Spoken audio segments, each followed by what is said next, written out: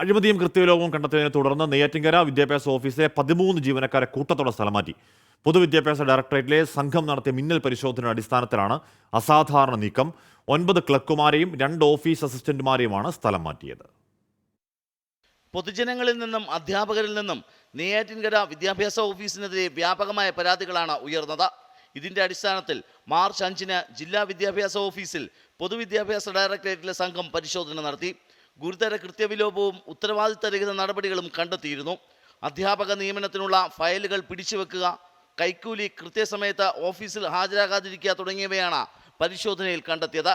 ഇത് തിരുത്തണമെന്നാവശ്യപ്പെട്ട പൊതുവിദ്യാഭ്യാസ ഡയറക്ടറേറ്റ് കർശന നിർദ്ദേശം നൽകി.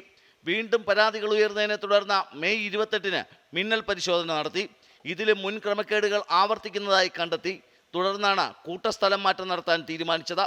സൂപ്രണ്ടിനും PA-ക്കുമെതിരെ ഉടൻ നടപടി ഉണ്ടാകും. പുതിയതായി സ്ഥലം മാറി വന്ന DEO മാത്രം നടപടിയിൽ നിന്ന് രക്ഷപ്പെട്ടു. ഓഫീസിലുള്ളവരെ വിവിധ സ്കൂളുകളിലേക്കാണ് മാറ്റിയത്. ഇവർക്ക് പകരം 18 ജീവനക്കാരെ വിവിധ സ്കൂളുകളിൽ നിന്ന് ജില്ലാ വിദ്യാഭ്യാസ ഓഫീസിലേക്ക് നിയമിച്ചു. 24 തിരുവനന്തപുരം.